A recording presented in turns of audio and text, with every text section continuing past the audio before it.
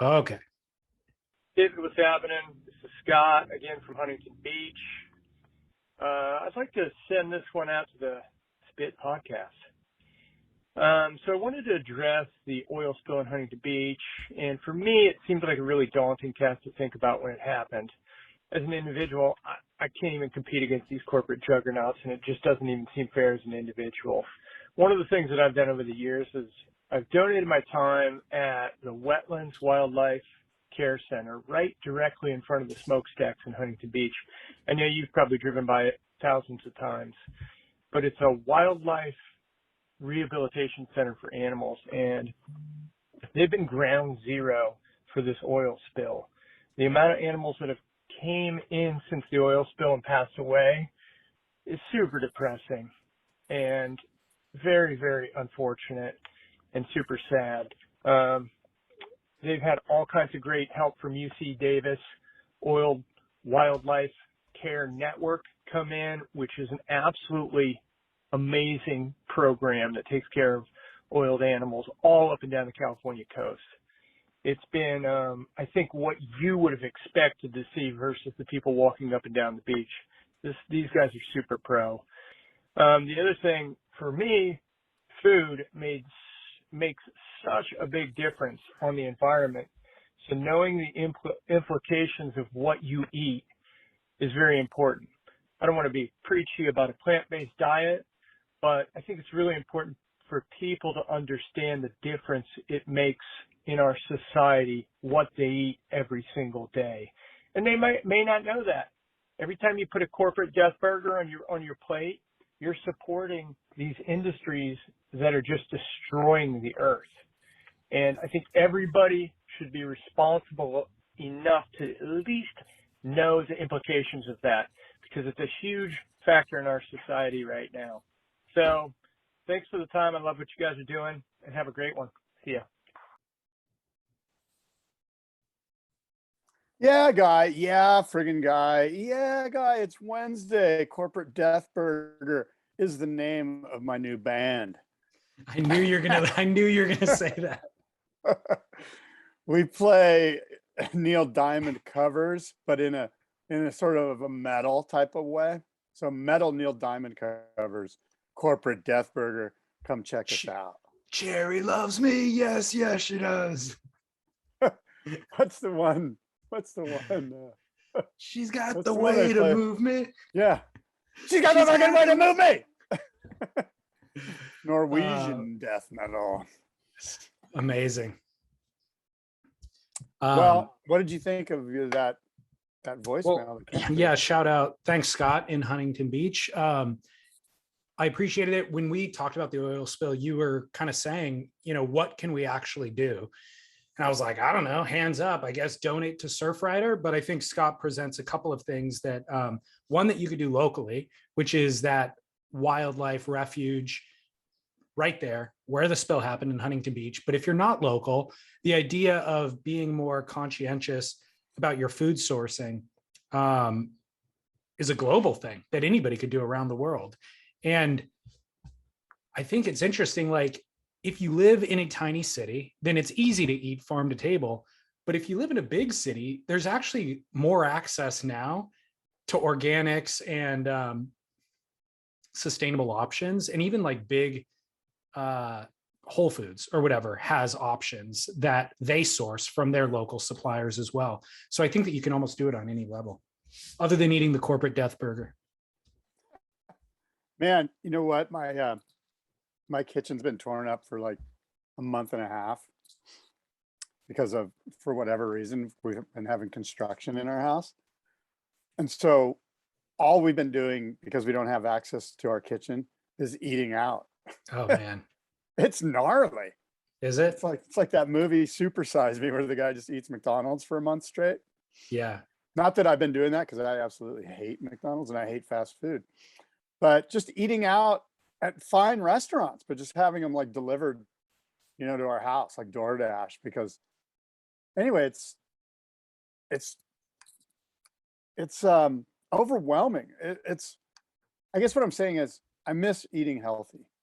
Are you saying it's overwhelming because the caloric intake is always greater than it would be if you were eating at home? Probably a little bit of that. I'm actually pretty good about intermittent fasting. I only eat 2 meals a day, but I guess what it is that I just miss having a kitchen. Yeah, yeah. Like it's just, you'd think it'd be great. Oh, they just deliver food every meal you need. And then it's just like, oh God, do I really want another chicken sandwich? Totally. The options are limited. The good news is you'll have a better kitchen than you ever had before, and you can make all of your favorite meals, right? Oh my God, I was in a grocery store. They have these things called grocery stores where there's like fresh food and stuff. I was blown away. I was like, oh my God, I missed this place. I want to buy some of these bell peppers. Yeah, totally. By the way, Scott, who left that voicemail, left me another voicemail prior to it that I want to thank him for publicly. I'm not going to play it because it's not necessarily relevant to the show, but it's more about me having my first child and him talking about his experience and giving me advice and really just saying how awesome it is. So thank you for that, Scott. Hugely appreciated, even though I don't have a way to actually reply to you directly via that voicemail line, but I do appreciate it. You're in that space where everyone's giving you advice. Wait till you have the kid and you're like at the playground or whatever, and he's like 2 years old, and people are going to come up to you and go, oh my God, this is the classic one you're going to get from everybody is relish this moment. You're never going to be able to hold him again. Time's going to fly by so quick. And of course, it's all true. I was going to say, why are you saying it in that voice? Because you don't agree with it? No, I totally agree with it. It's just that you're just going to get bombarded with it. Well, you know what's crazy? Jamin Luoto from NVS Fins had a daughter 3 months ago. So he and I have been communicating through the pregnancies and stuff. And he sends me a photo of his daughter the other day, who's 3 months old. In my mind, she was born yesterday. The 3 months went by like that from my side, but she looked so grown compared to her infant photo. And he said what you said, which is relish it because the moments go by so quick. And I thought, holy cow, he's already past the point of this, super fragile baby. He's already kind of into a new phase that went away instantly. And it's so chaotic, I'm sure, and stressful that you don't really enjoy it. You just kind of rush past it. But then 20 years go past it. I was talking to a buddy at work who's like, kids are in college now, but he's telling me about his wife giving labor as if he remembered it like it was yesterday, so it is kind of crazy. Yeah, I think what you said was really kind of hits the nail on the head, which is it's so chaotic being a new parent that you don't ever really get to kind of have a Zen moment where you're like, although you're going to have those at night, when you're with the baby, the baby's crying and you're going to be with the baby, sleeping the baby, and you can't help but be kind of in the moment, but anyway, good for you. Well, good, and thanks. And back to Scott, the caller. Huntington Beach opened last Monday for surfing again, and the waves are actually pumping for those couple of days that it opened. So everybody's back in the water here. I just got a couple little tar deposits on my surfboard that I noticed, which happens throughout the year anyways, but definitely a little more frequent this past week. So, but that's the only updates I've got from Huntington Beach, Scott. Okay, well, duly noted. Small goblets of tar on occasion. Okay. Yes, but thumbs down. Right. You got a beautiful lime green surfboard behind you, Scott. Look at that thing. That thing is gorge. I just picked it up like literally 5 minutes ago. I just took you can't see, but the plastic bag is at the foot of the tail here. And that's why I'm kind of late to the show and relatively unprepared, I apologize to say, but I've been just... I got plenty of stuff for you so you can riff. What is that? Tell us what it is. That's Scott. My new Channel Islands mid-length that Devin Howard did me ride, and all the guys at CI, Scott and Britt and the Good Dangs and all the guys that are owners there. I'm stoked to be able... This board's really sexy. It's thin, which I like. I like that it's kind of thinned out because it's, it's pretty wide, 21 and a quarter. So it's nice and thin. And I don't know, man, I'm kind of psyching on it.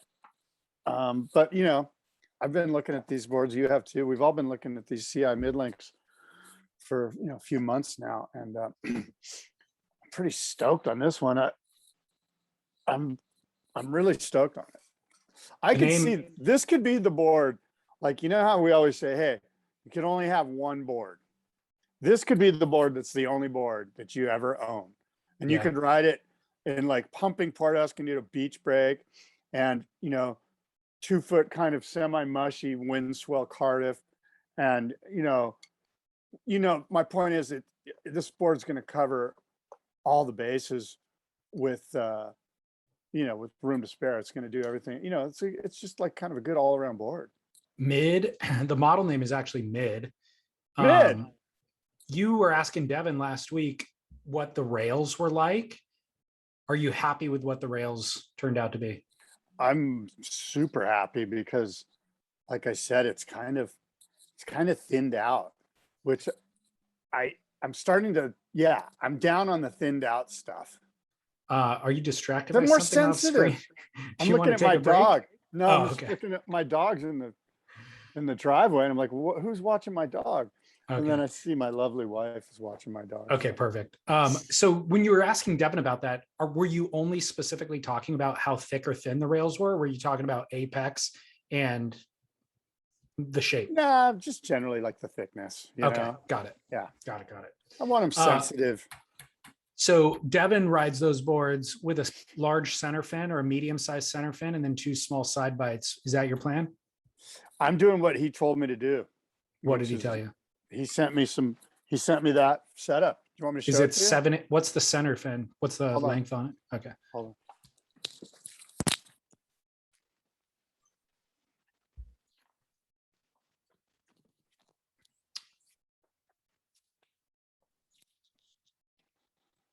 I think I would put my AirPods in and just walk around and talk to you about.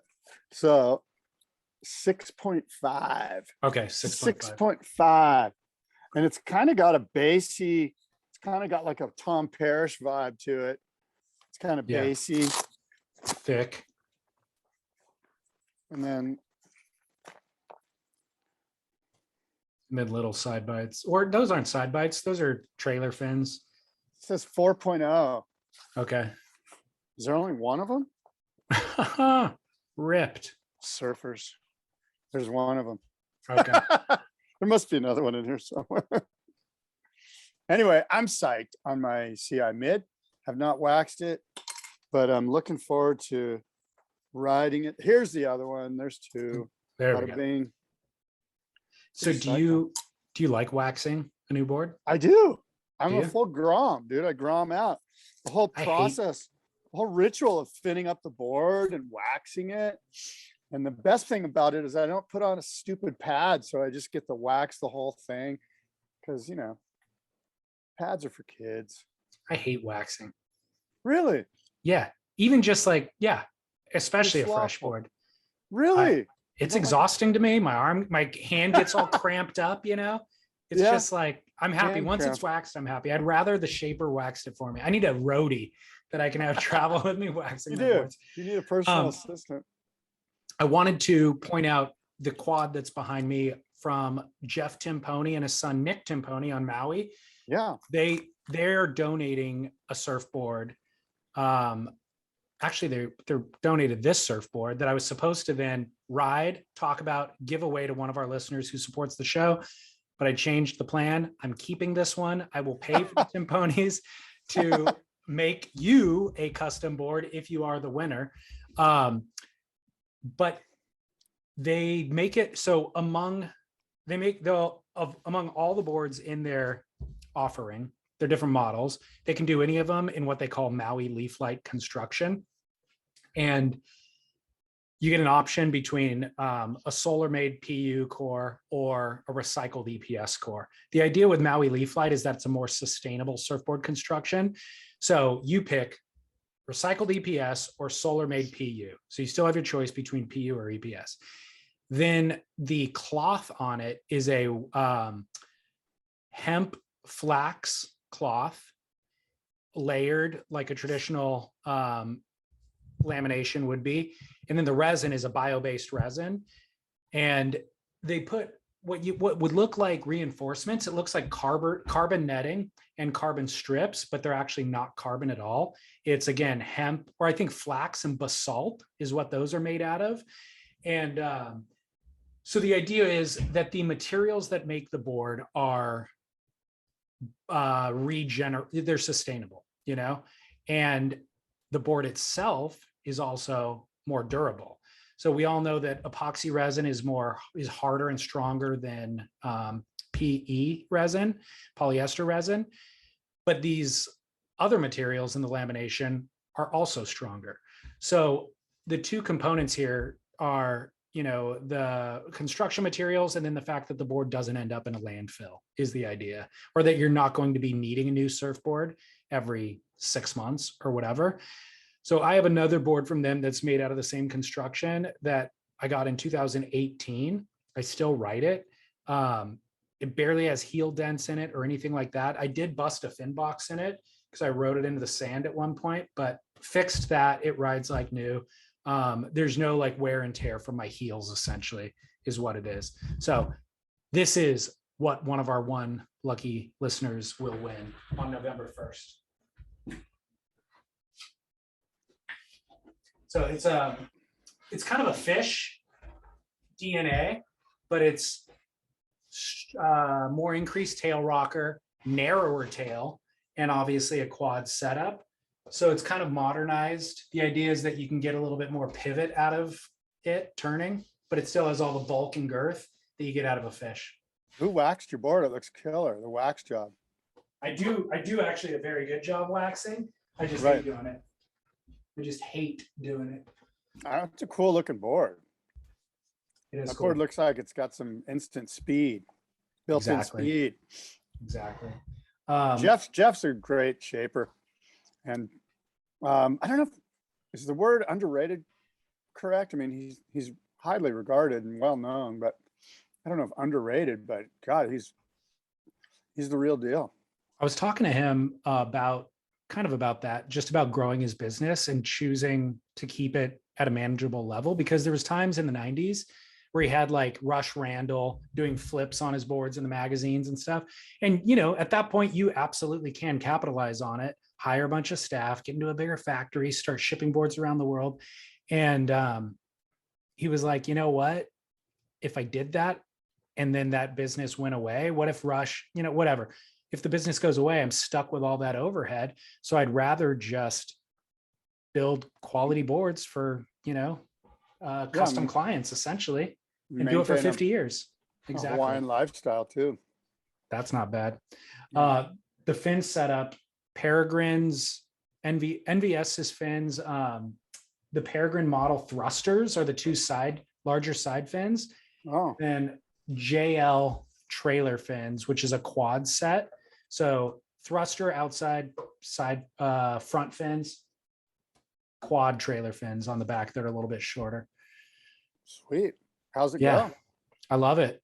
I've Yeah. been loving it. I'm new to quads. I haven't owned a ton of quads. You were And poo-pooing quads a couple of weeks ago.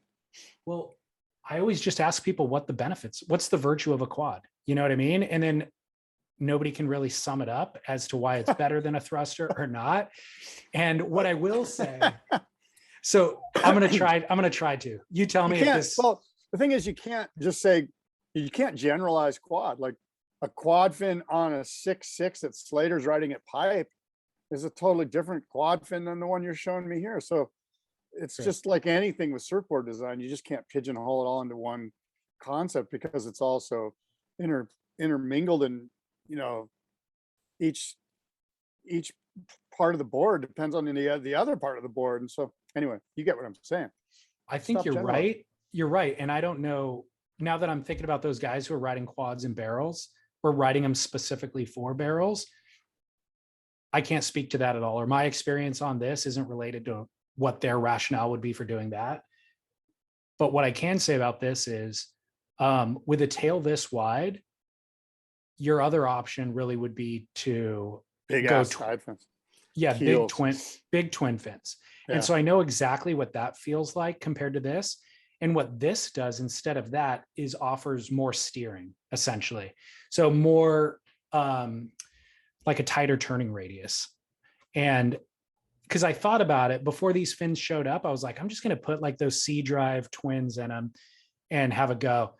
And then I was like, no, I know exactly what that's going to feel like. And it's going to feel too stiff. And that's not what I want out of this. So I don't know. That tail's so friggin' wide. I don't think the C drives would be able to handle that tail. Maybe not. Yeah. Thing's wide. Yeah. And so the quad allows you the kind of maneuverability of not quite of a thruster, but more of a thruster with the benefits of the wide tail and all that volume, right? Well, does that make sense? Yeah, sure. I mean, again, it's hard to generalize, but I would say on wide-tailed boards, the quads generally give you a little bit more positivity. You know, they're maybe a little bit more, they're not quite as loosey-goosey as a straight twin fin is. You know, more of a tri-fin sense. Exactly. Even though it's not a tri-fin, but yeah. Yeah. Well, I'm hip to it. And the quad makes perfect sense in this design. So I apologize if I threw them out completely, threw the baby out with the bathwater. It's a cool board. Well, so the reason why I wanted to talk about construction and the durability is there was an article on Stab this week that a number of people have sent me. The idea was Jed Smith wrote the article. I forget the exact title, but it was something along the lines of, you know, are surfboards built to fail? Are they planning to fail? And he gave a bit of a history. You know, back in the 70s, 60s, 70s, boards were built pretty much bulletproof, like heavy lamination. And you can find a lot of those boards today that are still in really good condition. Even if they got dinged, that ding has been patched and the lamination is still strong. They're not delaminated. But when we went towards kind of higher performance, smaller thrusters, and progression became the objective, it was important to have lighter and lighter surfboards. I think what he didn't mention, what I think was also happening though, was the industry was making more and more money during that time. So surfboard manufacturers actually had more revenue to play with and to make Kelly Slater 100 boards a year or whatever it was, you know, as opposed to his predecessors on tour were riding the same 2 or 3 boards throughout the entire season. So number of factors that influenced why boards became disposable, more or less. And then Jed goes on and talks to a couple of surfboard builders and asks them, is part of your mentality or part of your business model the idea that you're going to sell a surfer a board, it will break down over the course of 6 months or a year, and then they will become a new customer as well, you know? What are your thoughts on any of this? And yeah, this is cool. I'm looking at the article and it's really fascinating. It's an interesting take. A couple of things that, and I'm not sure, maybe Jed touched on this because I haven't read the article, but one of the things is the boards that were made by MR and you know, Glenn Winton and all of these guys that were shapers and on tour and riding the most performance boards of the time, those boards were thicker. Like those boards were 3 inches thick. And so that has a lot to do with why they didn't break, you know? The other thing is, I think if those boards were thin, they would have broke. Okay. I'm not saying, like, there's not that much difference except for the thickness. We still have basically a polyurethane blank and fiberglass and resin. They were laminated thicker too. Well, maybe. I mean, I bet MR did single 4-ounce layups just for his own personal boards. You think? I don't know. I mean, I know that they wanted it as light as possible. And I've felt some of MR's personal boards and they're beat up. They're pretty dinged up. Soft and they're light. So yeah, I don't know. I don't think there's this idea that where boards are being made intentionally fragile. I don't think it's true. And I mean, all you got to do is look, if you're riding a 2 1/4 inch piece of foam, it's going to break.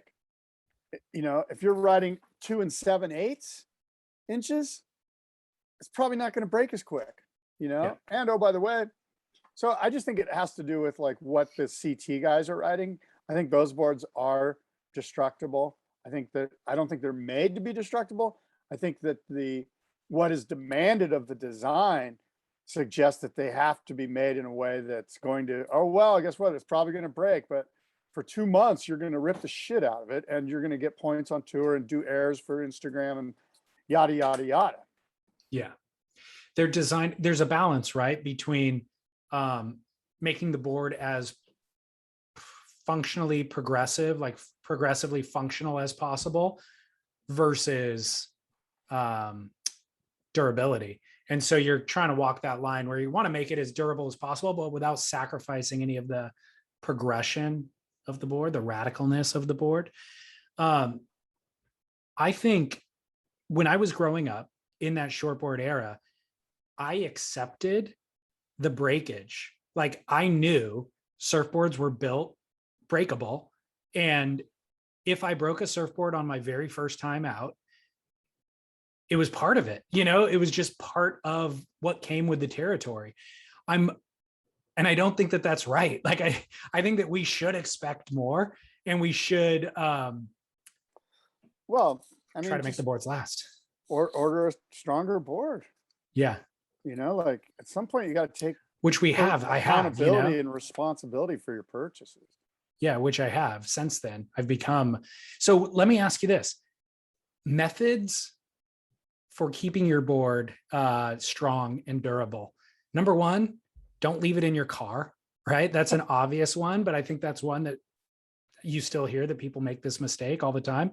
But when you're talking about the thickness of the foam, one thing board builders always tell me about when I ask them about this is the lamination itself. The lamination is very important and it's only as strong as its weakest part. So like if the lamination has a part that isn't adhered to the foam, fully bonded, that's what's going to go first once it goes into a hot car that then cools down, is that tiny little weak spot bubbles.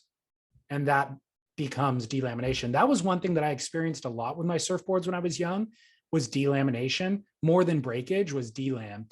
And I think some of it too is just from your heel dent that then softens the foam and then that ends up breaking the bond eventually. But that's key, right? Well, yeah, absolutely. And I will say this, there have been numerous sort of forward thinkers that have come up with ways to laminate a board stronger, like different techniques, like maybe,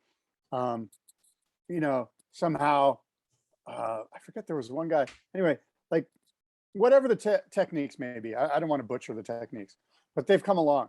Vacuum bagging. Well, all of that stuff. So my point is that if you're that guy that invented this really great new way to make a stronger board and you go into a factory and you're like, hey, I want to show you guys this new technique. The guy who owns the factory is going to be like, first of all, great idea. Second of all, no, I'm not going to train my staff to do that. And third of all, why? And then the guy's going to go, because it makes a stronger board. And then he's going to go, yeah, okay, we don't necessarily want him stronger. Now, I'm not saying that's the first thing. That's my point. But it is a thing. It is a thing, but it's not the first thing. The first thing is I'm not training all my guys to do that. Yeah. And oh, by the way, now that's extra labor. Now the cost of the board went up to the consumer and both, that's the thing about the surfboard industry, is that we've been doing things for the same way for a really long time. And there's a lot of good reasons why, quite frankly. It works really good.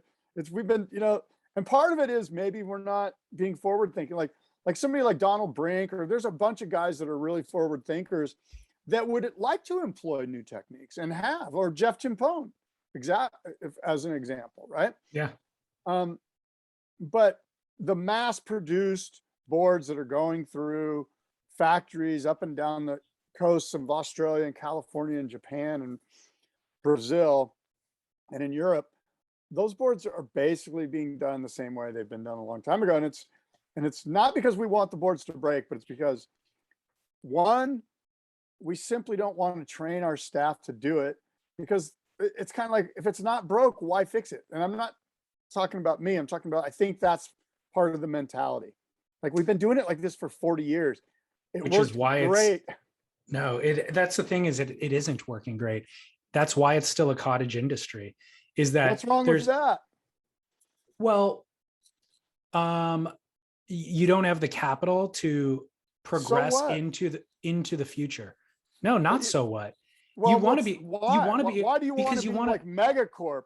I don't need it to be megacorp at all. I'm just saying that you want to be able to implement some of these sustainable efforts. If you're using this stuff that breaks all the time and that is planned obsolescence, that's a short-term strategy. I'm not saying it's planned obsolescence. I'm saying You're saying it's factor number 3 it's on not the even a manufacturer's factor. mind. It's just like in the back of his mind, he's like, it's bad for business. Thank you. So I'm saying that I think it's important to, like, the Timponi, the Maui leaf light construction is the best solution that I've come across personally, where it feels exactly like I'm familiar feeling. Because that's the other thing, is you get on some new materials or constructions or whatever, and it's all chattery and static, and it's like, it just feels too different. This feels very familiar, you know? Here's the deal. I think if you want a board that's going to be a quote unquote eco board, my hat's off to you. You should go do it. It's not hard to do. Call Jeff. There's a bunch of guys that'll build you killer boards out of different cutting edge materials, even just simple vacuum bagging, whatever techniques there, whatever, right? And it's not like it's not out there, but to get somebody like Jeff or anybody to ramp up a massive factory and produce hundreds of thousands of 6.2 chips for the WCT riders and every 20-year-old kid in the world that's surfing in France right now, it's just not going to happen. And well, they have to charge for it. It's a more expensive. There's no demand for it. Are you going to build a factory before there's a demand? I think so. That is the problem right there, is the consumer is willing to pay a certain price, but they're not necessarily willing to pay that premium for that thing, or a limited segment of the population is. And so we're waiting for that tipping point for the scale to tip, where it's like the most amount of the people are willing to pay for that. It kind of feels like a solution searching for a problem. Like, who's really complaining about this? Just Jed on Stab? Like, sat around they sat around in an editorial meeting and said, let's talk about all these broken boards. Like, I don't hear any massive like outcrying on Instagram or on TikTok about this. The fact that you're on TikTok is amazing to me, but what? It's unbelievable to me that you're not aware that I'm fully aware that. Yeah. Okay. Well, enough on that. Actually, there was something else on that. Oh, you were saying MR. I actually have one of those MRs from the 80s that is still in epic. I mean, talk about sustainability. That thing is sustainable. It's thick, right? It's in great shape still. You probably hardly rode it. I got it at a garage sale when I was a teenager, and I rode it a handful of times. So I don't know how many people rode it before then, but yeah, I put it on ice because it was like a relic, you know? What? The ultimate sustainable surfboard, the one that doesn't work. The one that you don't ride? Yeah. I got a garage full of them. It actually does work. That thing worked magically. I got the longest wave of my life. Well, not maybe in my life, but the longest wave ever at trestles on that thing.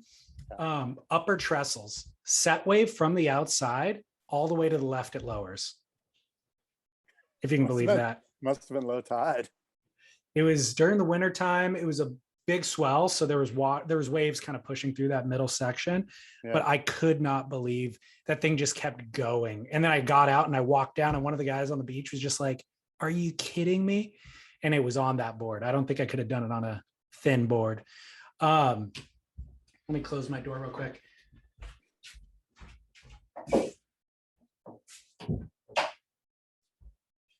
I've got an update on your hometown hero, Scott, Jake Marshall.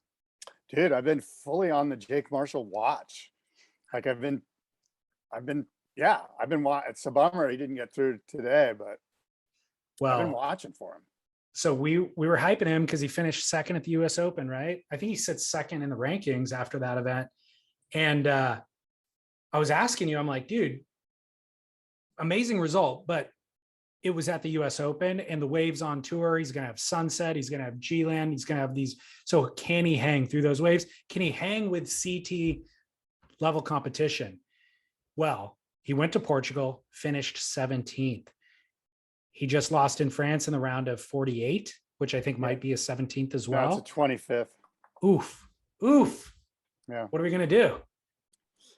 We're just going to ride it out and see what happens. I think he's got, is there one more? No, there's Haleiwa and then there's Sunset, right? Just Haleiwa. Just Haleiwa. Haleiwa's the final event.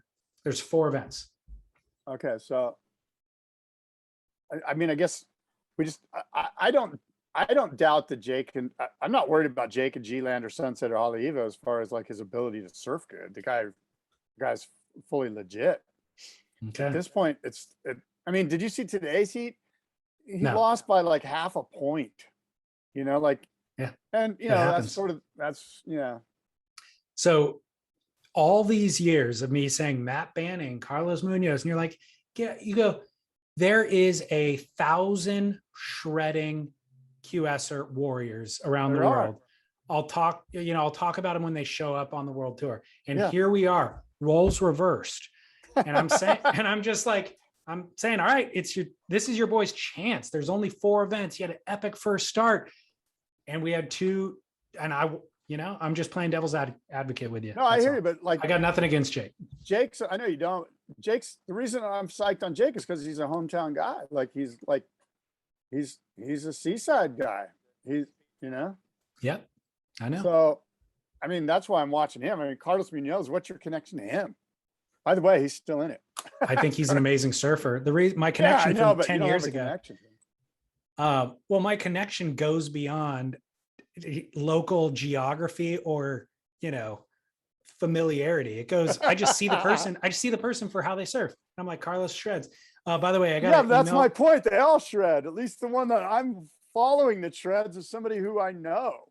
So I got an email from a guy who was listening to our back. Why am I yelling at you? I don't know. He was listening to our back catalog. He goes, dude, I'm listening to an episode from 7 years ago, and you're hyping Carlos Munoz. How psyched are you that he's killing it in France right now? I'm like, it took a while for that to come to fruition, but here we are. Yeah, he's into the round of 24. And it's amazing. So let's see, there's 8 times, there's 24 surfers left in this heat, right? Obviously, the round of 24. 9 of them are Brazilian, almost half, like borderline half are Brazilian. How many Americans are in here? 0. 4. Oh, wow. No, okay. There's 0 Americans in here.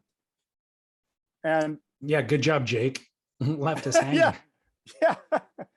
Not just Jake, Crosby, Griff, or was it Crosby? One of the Colapintos. Crosby, I think. A bunch of guys from Hawaii, like Cody, I don't know. Young or something. Yeah. Well, going on to the CT season, the wild cards have been selected for 2022. Oh, really? Yeah. On the men's side, Kalohe Andino and Owen Wright, which I don't know if we even really talked about, but Owen, I think, finished 25th this past year, which was quietly not discussed. But yeah, he was set to not requalify. Why did he get it? So interestingly, ahead of him on the rankings were Adriana de Souza, Jeremy Flores, and Julian Wilson. All 3 of those guys retired. Exactly. So Owen wouldn't have gotten back in had those 3 guys not retired. Was that how they decided? By just the highest ranking? Oh, yeah. I think if there's a special circumstance, they would consider it. But like an injury wild card. This is the injury wild card. These are the injury wild cards. Oh, well, those guys weren't injured. It was Julian, they were. I guess. Julian? All 3 of those guys? No. Kalohe. Oh, I see what you're saying. No, I don't think those guys were injured. But Ace Buchan sat behind Owen, and he was injured, so he could vie for the wild card, but they gave it to Owen instead, which is fine by me. And then on the women's side, Lakey Peterson and Malia Manuel are the picks on the women's side. So that's who will be rejoining the tour in 2022. They're blowing it if they don't put Aaron Brooks in as a wild card in every single event. Well, she's not my Duke, but Gabrielle O'Brien has really seized the day with this Challenger series. Again, there's only 4 events. So this is your opportunity. You don't have to travel for 9 months or 10 months going to 50 different contests to try to qualify. You get 4 events. And there's a number of names. Michael Dunphy. Just a long, I can't even think of them now, but a long list of names of guys who have been trying to qualify for years, who are showing up in France and losing in the first 2 rounds, showing up in Portugal, losing in the first 2 rounds. And I'm going, dude, this is your last shot. If you're not seizing the opportunity now, you never will. Gabrielle O'Brien looks like she's 16 years old. I had never heard of her name before. Apparently she's from Kauai, and she is absolutely seizing the opportunity. She finished second in the first 2 events, US Open and France. So she's sitting second on the rankings. I think it almost doesn't matter how she does in these next 2 events. She's probably liable to qualify based on the points she's already accumulated. And so huge shout out. I think she's 16 or something. So huge shout out to her for just seizing the day. Well, good for her. And I'm stoked that, when people take advantage of an opportunity that's put in front of them, it's a good thing. I'm just looking at this Jake Marshall. He lost by less than half a point to Mateus Hurdy. Who I would argue I haven't watched Jake surf that much, but Mateus I'd put my money on. Yeah, you need to watch Jake a little more. You got to stay away from Colin, Carlos. Start watching Jake. Have you seen Mateus surf? I'm sure he's just like one of the hundreds of Brazilians that absolutely rip and go to the air. And so how many Americans fit into that paradigm? Not hundreds. No, that's why the ones that do, we got to root for them. Gabriel Medina, this was a news story from a few weeks ago, said that he's considering sitting out of competition for a while. He said he's been on tour for 10 years. I need to stop thinking about competition for a while because everything I do, food, routine, it's all focused on competition. And I never miss a step because of it. It's been hard for me to do these last few years. I think the time has come. I need to take a break. That's code for his girlfriend got in his head and said, let's go to Europe. Exactly. Let's go to Italy. They're already going to Europe. No, she's just tired of sitting on the beach while they're in Europe. Yeah, you know what I mean? Like, let's come on, let's go do that.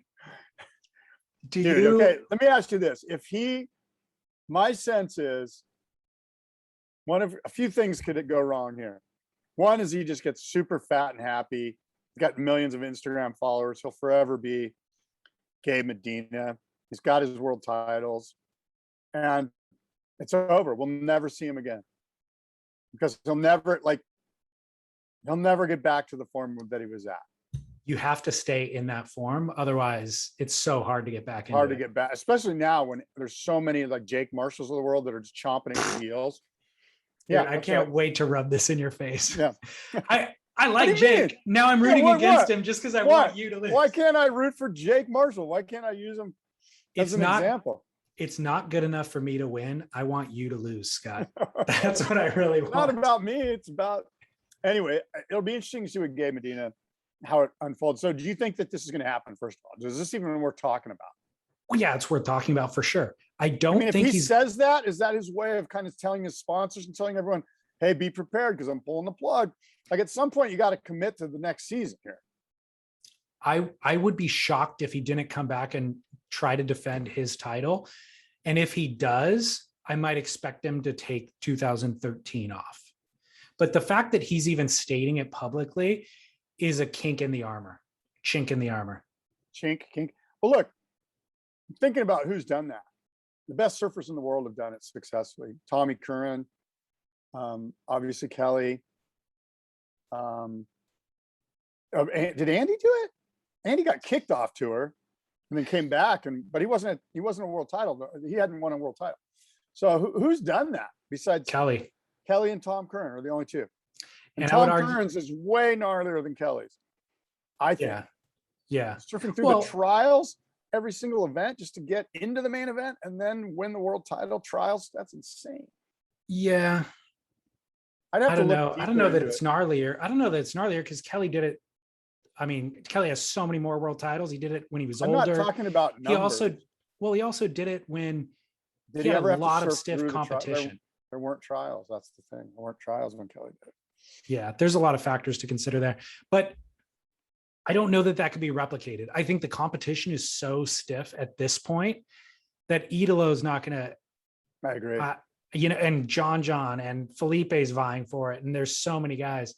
So I don't know. It's an interesting concept, but I think if his more important than whether or not he does it, I think what's telling is that his headspace is He's over it. already deferred. over Like it. his interest is deferred already. And He's got a hot, do you know how much fun he could have? He's got a super smoking hot chick. He can go anywhere in the world and just bro down with his soccer bros and his F1 Formula One bros and just, like, I mean, certain parts of the world, he's like, he's gold, I Go know to that's the Monte problem. Carlo. That's what I've It's always over. said. I've always said, like the guys who are at the top of their John Jones in the UFC, he was the best pound for pound fighter in that light heavyweight division. The only person who could beat John Jones was John Jones himself. So what did he end up doing? Tons of blow and hookers, and then all of a sudden John Jones is kicked out. Like the athletic commission kicks him out and he's sitting on the sideline during what would be his peak. And so it's cool that Gabriel's not doing not sidelined in the same way, No, but it's still Gabriel. Hookers and blow. Maybe he is. I don't know. But No. it still is Gabriel Medina dethroning Gabriel Medina. You know what I mean? Which is kind of a bummer. Like, it's unbelievable the way that Kelly has managed his career. Like Kelly, he's kind of obviously now on the decline in terms of he's trying his hardest and he's still finishing, outside of the top 10.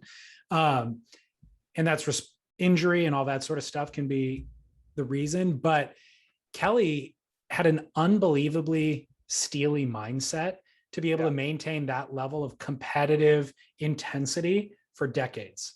It's like when super Kelly rare. took off the tour, he didn't like go eat Twinkies and shit. You know what I mean? No. Like he was still Hockey. like, yeah, you know what I mean?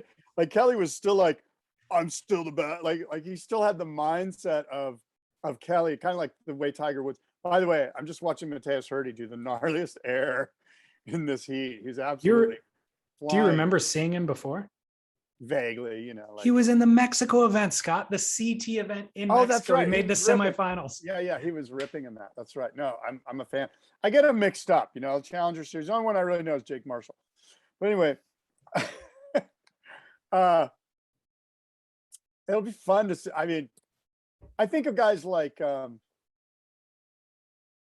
Julian. Like Julian's taking the year off. Is Julian ever going to win a world title? Like, no. You think? Didn't we have this discussion? You were saying he probably has. I was saying he has a better chance of winning the world title if he does take a year off. Yeah, I don't think he's going to win a world title, which is unfortunate. Yeah, I don't either. Let me ask you this. Speaking of styles, or Mateus Herde, his style reminds me so much of Julian. It's like Julian 2.0 because he's doing, well, I guess he's not doing gnarlier things than Julian, but he's the younger, fresher version, Yeah. Yeah, I remember being a big fan of his during that Mexico event. He was absolutely ripping. What was I going to say? Oh, I don't know. I was going to ask you this. When are we going to, is it only going to be Brazilian world champions for the next 3 or 4 years? Like, yes. Who's going to win a world title that's not a Brazilian? You claimed Kanoa. I think Kanoa's got too much Kanoa. He's mean? long. He's long on Kanoa. I mean, he's kind of in that. I feel like he's fallen into that Jordy Smith trap where he was just this Olympics. Like he's been given too much too soon. That'll kill it. I'm not sure the fire. I'm not sure the fire is there.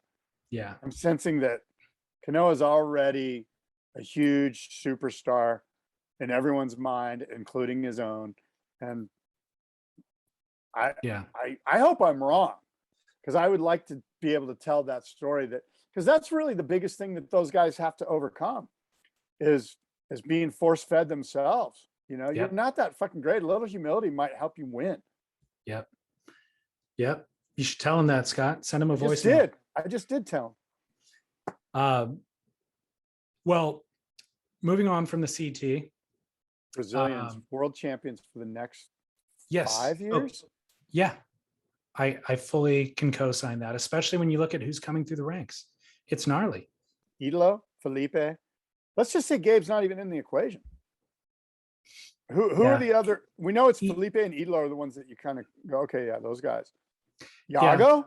No, Yago's not a world champ contender. I love Yago. Yeah, whatever. What about Caio? Maybe. God dang Caio. He disappointed me in France yet again. I know. I was just looking. You know who did better than him? Jake Marshall. Not really. I think he did. I think Jake got through to the round of 2040. Anyway. 48. Now I'm watching Carlos Munoz with his friggin', he's got one of those bun things. He's got a hair bun. So totally off topic, but worth discussing. I recorded an episode with John Roseman. Has anybody designed a better life for themselves ever in the history of mankind? Yeah, I think who's that famous guy? Aurelius. Marcus Aurelius? Yeah, I think Marcus Aurelius maybe did. You think? He was fighting wars, battles. No, dude, he's quite the philosopher. He had time to think things through. Yeah, on the battlefield. That's brutal. John Roseman, by contrast. This is out of context. You don't think that Aurelius was super stoked as Roseman was? As stoked as Roseman was to be kind of just camping on that one bull at Cloudbreak for 30 years. You don't think Aurelius was just stoked to be in a battle as John Roseman was? No, I mean, I think he philosophically found meaning in it and all that sort of stuff. But there's so much strife. Has John Roseman found any? There's so much strife. Has he found any philosophical meaning? Yes, he has. Okay. But think about this. Think about this. In your early 20s, showing up in Tavarua, getting a business opportunity to invest in a camp, which is just the most, rugged version of a camp, converting that into a business that becomes obviously a very substantial business, but the entire time it's centered around surfing Cloudbreak on every good swell that happens for 30 plus years. Cloudbreak's one of the best waves in the world. So and it's so isolated and also so private for so many of those years that you kind of dictated access and you had direct, it's insane. Yeah. There's very few of all the finite resources on the planet, gold, whatever. If you can kind of hoard and manage some of them, I would argue Cloudbreak would be up there with the greatest of finite resources on the planet to do this with. Yeah, I don't think you could argue. I mean, I'm just thinking devil's advocate for the show's sake. Is that what the resource is for, to hoard and to manage? Are you suggesting that's what John did? He hoarded it and he managed it? I think he did it in the most responsible, ethical way possible. Yeah. Without exploiting it, with supporting the local community, all that sort of stuff. But he killed it. It's unbelievable. He absolutely killed it. Good for him, man. Stoked for him. But you know what? It doesn't make us any less happy. I'm extremely psyched to be where I'm at right now in my life. I don't know. Did you hear my philosophy? I need you to lose, Scott, for me to feel happy. I need you to lose. Then I will lose for you, my friend. How would you like me to lose? I would like to make you feel good. It doesn't feel as good as I thought, sadly. Well, my Duke of the Week, there can only be one. Do you know who the Duke of the Week is, Scott? Yeah, it sounds like it's pretty obvious and I should know. You really should. You should be mourning this entire week. Oh, it's Tom Morey. It's got to be Tom Morey. Got to be Tom Morey. How many Morey boogie boards have you owned throughout your life? Owned? Probably one or two, but taken as my own, probably 4 or 5 as a kid, but I'm not saying that's right or that I'm proud of that. But look, I think the thing is when these legends and Tom Morey's at the top, like Tom Morey could be on the Rushmore. And when you start talking about these types, so many people, so many provocateurs and cultural thought seekers have talked about Tom over the last 2 weeks or whatever it's been, that it feels kind of like silly to talk about it. Like, I feel like all the good stuff's already been said. What am I going to say that hasn't been said? But I will say this, I think the number one thing is that he probably brought more joy to more people than any surfer ever. And so I would ask you this: how does he stack up to John Roseman? In what regard? Just life. Like, whose life was better? I don't know that I can answer that question. My question about Roseman was, did anybody map out a better plan for their own life? And Roseman, I say, did that, Yeah. Who brought people more joy? The volume of people would land on Tom Morey's side, because that boogie board went into mass production. I mean, I grew up on those things, Me too. Everybody did. I don't know how many I had, but I went through them. You know what else? I'm probably going to grow down on it. Seriously. The last board I used to ride a wave will probably be a boogie board. And I think it was for a few guys. I was going to say Flippy Hoffman, but I don't know for sure. But I know Flippy was belly boarding on his last, and I know Bing Copeland was belly boarding on his last few waves, and because Bing told me that, and yeah. And I think that as we get into our 80s, like 25 years from now or whatever it is, and we're still seeking the joy of the ocean, Tom Morey's equipment's going to be there for us, just like it was when we were 10 years old. Yeah. You said what, people have been talking about him for the last 2 weeks. So what else could we add? I would argue we have a podcast, Scott, and we are responsible for talking about it. That is the entire purpose of what we do here. And there's actually a lot of listeners, some thought leaders who you referenced, who no longer read anything surf related, and we are their main source for surf content and news. So I am going to take the lead here and offer a couple of tidbits. Do you feel as if now that you've won? Because it feels like you just won. You just beat me at something. In honoring Tom Morey, I am going to try my best. What was interesting was that Mike Stewart sent Matt Warshaw Tom Morey's burial wishes, which I guess Tom wrote in 2016. Yeah, I read this. Did you? Great. Oh yeah, I read a bunch of stuff about Tom Morey. That's what I'm saying. What am I going to do? Plagiarize everything I read?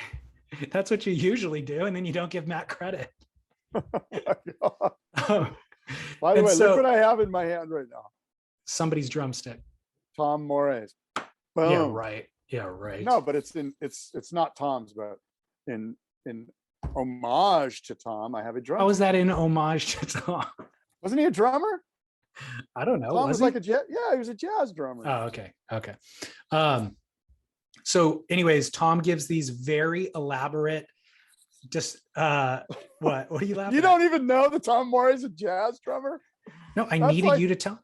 That's why we need you to tell this stuff. Important things about him. I bet if you asked him what's the most important thing, he would say music. Okay. The most important thing about Tom Morey is that he was a jazz drummer. The most important thing. Did he have children? Did he have a wife? Like, he might say that was the most important thing. What he might say is that waves ran through his life, whether they were sound waves or physical ocean waves or light waves. Who knows? Tom was a interesting guy with very outside the box. Just not he wasn't constricted by sort of contemporary thought. Did you spend time with Tom? I did not. I've met him a few times, and he was always joyful and sweet and cheerful. But I didn't have any in-depth conversations with him. So he gives this list for his burial wishes, and 5 years ago, And it's like this very elaborate, detailed list. And it's still very interesting to read. And at the end of this very exhaustive description, he says, or simpler, mummy wrap my naked body in cotton gauze, impregnate one surface with a light layer of sun cure polyester resin, move from shade, allow 5 to 20 minutes for partial cure, rotate, do additional surface, repeat, etc. Then add a thicker coat for reinforcement, then a thick gloss coat. Modify these instructions if necessary to allow for swelling or body decaying. Be still, and we are all still with you, with a smiley emoji.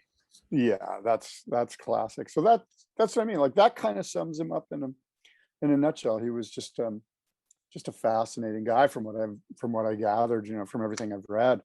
And the one thing that I do, that when I think of Tom Morey, I think of Tom Curran on roller skates at the boardroom show with Tom Morey, and they're sitting there for probably 30 minutes having some sort of in-depth discussion, of which we all wish we could have been a fly on the wall to hear Tom Curran talking with Tom Morey, because who knows where they were going.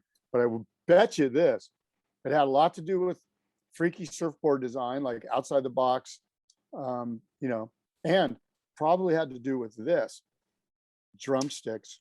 I was guess actually, who else is a drummer? Tom Curran. I was actually lip reading when they were having that conversation. I saw the word skimboard pop up multiple times. I believe it. Super Dave also was in there.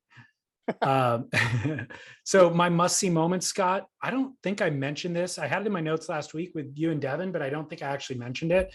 Did you see Justine Dupont's wave at Chopu where she dodges that boogie boarder? No. Dude, it's insane. I'll send it to you.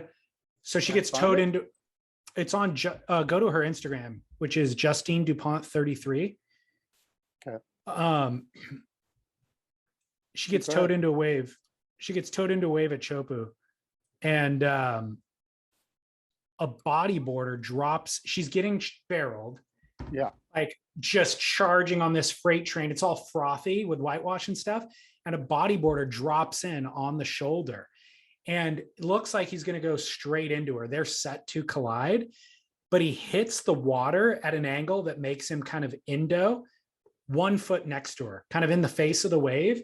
So had he landed on the skim part of the board, he would have slid right into her and just taken her out, and it would have been this horrific crash. But he kind of endos when his board hits the water, which then sends him up and over the falls, and he never actually makes contact with Justine. But it's literally 1 foot away from pure disaster for Justine. It was pure disaster for him, no matter what. But it's so gnarly and perilous. 6 posts ago. So if you look at the sixth tile. Okay, so it's not on her story, it's on her feed. Yeah, on her feed. Justine Dupont 33. Okay. And it's the 6th post ago, and they show it in slow-mo too. It is just so unbelievably gnarly and close. And she rides out of it like a champ. She actually doesn't even phase her. This all happens right 1 foot away from her, and then she continues to get shacked and come out. Looks like there's some wind on it in the afternoon. Oh, that's so mental. Guy was riding a Morey boogie board, dude. That's right. Somebody was happy. So that is my must-see moment, Justine Dupont. And then I have a kook this week, Scott. By the way, that girl is intense. She's not like Justine Dupont. Did you happen to see, I think it was like a year ago, Matt Warshaw wrote about some of the most like underrated stories of 2020. And one of them was Justine Dupont and sort of a situation with another big wave pro surf girl. I forget who it was. Anyway, I'll try to look into where she got robbed at Nazare for the biggest wave, the Guinness Book of World Records. Biggest yeah, wave. That's what we talked about it. Yeah. She totally got robbed. Yeah, and you go back and you look at that footage. I talked to Garrett McNamara about this. I was like, let's talk about that wave specifically. And he says it's all red. It's all bureaucratic bull crap. Yeah, because who won was what's her name? Maya Gabrielle. Yeah. On the exact same wave, or I'm sorry, the exact same day on a wave that was way mushier that Maya actually doesn't ride out of. Justine's is, to my eyes, It was bigger. so far and away heavier. It was bigger and heavier, like actually barreling, and Justine completes the ride. If you somehow were objectively able to measure it, it would come within a couple of feet of one another. But Justine's was barreling and she made the ride. And Maya got the award because even Garrett himself said, he was like, it's all bull crap. Like, Maya's in the right camps with Red Bull and blah, blah, blah, blah, blah. And so she was always going to get it. And Justine was super gracious about it. But I actually reached out to Justine at that time because I wanted to talk to her about it. And I never heard back from her. So. Matt said something in one of Matt's little Sunday evening things was something like I think basically what it was Justine caught a wave at Piahi that was mind blowing. Remember that barrel she got at Piahi? And Matt was basically saying, this is her way of flipping off Maya. These are Matt's words, not Justine's, but basically going, everyone knows I got the biggest wave, and here, watch this. Yeah. You know? And she's still doing it. I mean, that clip with that boogie boarder is amazing. That was insane, yeah. So my kook, Scott, deserved. The person who set fire to the surfboard rack at Waikiki. Oh my God, I heard about this. Did you see the footage or any of the photos? No, I just thing is scorched earth. So where would I find that? I'll just Google it. Yeah, so 10 Honolulu fire departments resource units responded to reports of a fire near the Moana Surfrider Hotel at 11:18 Sunday morning. When they arrived, they found flames clinging to the walls of the Honolulu police substation and the Moana Surfrider, bursting forth from the Waikiki surfboard racks occupying the space between. So by the way, these are surfboard racks that you, as a resident of Waikiki, can rent to keep your surfboard in so you don't have to lug it back and forth to your apartment or your home. Going back to the story, it took less than an hour to extinguish the blaze. No injuries were reported, except every surfboard finding shelter in those racks was completely destroyed. By the way, this is the second time in 2 years. Those racks have been there for 46 years, not a single fire until 2 years ago. But this is the second time in 2 years that the racks have been targeted. Last one was on February 27th, 2020. One surfer, Teresa Strange, said, it's more than a rack, it's a community. She lost her 11.6 glider shaped by Todd Ponder, as well as a 10-foot Nueva. It's hard to get a spot at the racks, so people tend to stay for years. The rent is roughly $25 to $45 a month, and there are about 525 surfboards stored there that were all vanquished. Gnarly. Now, that's some planned obsolescence right there. Planned by who? whoever put the racks on fire. Probably planned by the pyro and surfboard industry guy. And that's what they were saying. They were speculating it could be, a beach concession business or somebody, or they could have just hired one of the many homeless people now, to just, hey, we'll give you $500, go light this thing on fire, whatever it is. So there are no suspects that have been named yet, but is that too much? Yes, way too much. What do you pay homeless people to light things on fire for? A little bit less than $100. I don't mean to laugh. That's sad. It's sad. I'm just, David and I are just having a fun, jolly moment, but it's a bummer that there was a fire. I'm glad nobody was hurt. Kook of the week, Scott. It does suck that the boards were lost. And they are the definitive kook of this week. Yes. Yes, they are. Well, Scott, it's been a wonderful show. You know what I watched? I'm not saying it's my must-see moment, but I watched it. It was pretty interesting. Squid Game. No, the latest Brett Barley thing. Oh, okay.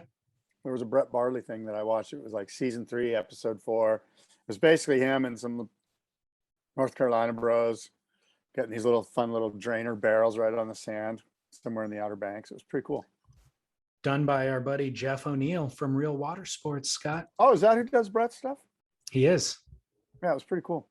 He did the boardroom show's Icons of Foam video. Oh, speaking of boardroom show, guess what's happening in 2 weeks? California Gold Surf Auction. No. Headstock Guitar Lovers Festival. We're putting together a beautiful venue filled with custom handcrafted guitars by luthiers from up and down the coast and then around the United States. And it's going to be a cool thing. If you're into guitars, if you're into music, if you're into the universal language of music, we're going to have demos and exhibits and beautiful guitars to buy and to see and to check out and to play. We've got an electric room for if you want to plug in. We've got an acoustic room. We're going to have live performances by surfers such as Cody Sherman. You know Cody? No. Cody Sherman, Dusty Brow, Peter Sprague, Andy Powers. A bunch of other guys are going to play too, so it's going to be cool. If you're into guitars, you're going to might want to check this thing out. It's going to be pretty bitchin' thing. So it's Headstock Guitar Lovers Festival. You can get more information at guitarloversfestival.com. It's November 6th and 7th in Point Loma, right on the water in San Diego. Perfect. Yeah. Awesome. Well, good show, Scott. Thanks for coming. When is their baby due, bros? 7 days from now. Thor, the 20, Hammer. the 27th. We're expecting him to come sooner, though. Sooner than the 27th. We're expecting him. Yeah. So maybe next time I see you. Brad, and what's the name? Austin. Austin Powers. That's right. That's his middle name too. Austin Scales. We did spicy Indian food last night to try to jar him, loose, but he didn't come. What kind of Handmaid's Tale is that? Eat spicy Indian food. It's been proven. It is. It is. Oh, it's an old wives' tale. She was an Yes, old it Indian is. wife, but yeah. You have any methods I should try to implement? You want to offer I'm some sure advice? my wife does. I don't know what they are though, but I can't offer any advice on childbirth, believe me. Okay. All right. However, One opportunity. I will say this. My wife will back you up on this. There's going to be, as soon as the baby's born, people are going to pile in, like your mom, her mom especially, her parents. Are they still with us? Yeah. Her parents are going to pile in, her girlfriends. There's going to be no time for David. This is the perfect time to go on a surf trip. Both my kids were born. About 3 or 4 days later, I went down to Pasquale's and surfed for a week. Wow. Because the baby and the mom need to bond. They don't want anything to do with you. Wow. Yeah. Why am I not surprised? This is peak Scott Bass. I'm just saying. Peak Scott Bass. No, this came with the blessing of the wife. She's like, get out of here. I got plenty of people helping me. You're in the way. I'm just going to be breastfeeding this baby for a week. Get the fuck out. So amazing. Amazing. There is no amount of swell nor prompting from Lauren that will keep me away. So there's that. Okay. I'm just saying. Okay. I'm going to ask your wife for her version of this story. She'll be like, yeah, he was looking at the charts throughout the entire pregnancy and this swell was on the horizon. And it just so happened. Should get this. I would like to actually get this on record because report back. I will. Let's bring this back. So next week, you're going to have your kid in your hand and you're going to, maybe the kid should be bonding with your wife and you're going to be selfishly taking the kid from your wife. And, she's going to be resting and nurture. I don't know. She's going to be resting and recovering while I do skin to skin contact for bonding purposes. Oh my Lord. Good for you guys. I'm so stoked for you, man. Thank you. Stoked. It's going to be great. Thank you. I got a little kaflimped, little tear of joy. All right. Sign us off, Scott. I got to go. Okay, look, until next time, adios and aloha.